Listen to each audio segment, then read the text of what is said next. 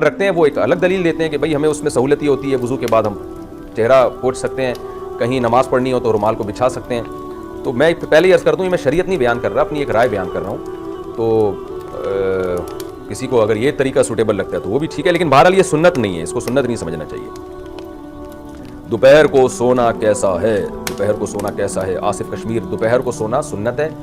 رسول اللہ صلی اللہ علیہ وسلم نے فرمایا قیلوا فإن الشیطان لا یقیل، قیلولہ کیا کرو. دوپہر کے سونے کو قیلولہ کہتے ہیں، کھانے کے بعد جو تھوڑی دیر آرام کیا جاتا ہے نا.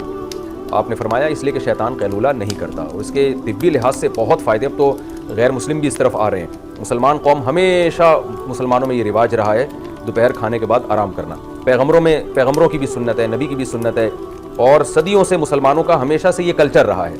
تو اب مسلمانوں نے اس کلچر کو چھوڑ دیا اور غیر مسلموں کو فالو کر رہے ہیں. وہ سارا دن جاگتے رہتے ہیں تو یہ بھی جاگتے ہیں. تو تھوڑی دیر دوپہر کو آرام کرنے سے بہت جسم میں قوت توانائی پیدا ہوتی ہے، کھانا بھی ہضم ہوتا ہے، فریش رہتا ہے سارا دن انسان، اور چہرے پہ ایک رونق پیدا ہو جاتی ہے. تو اس سنت کو زندہ کرنا چاہیے.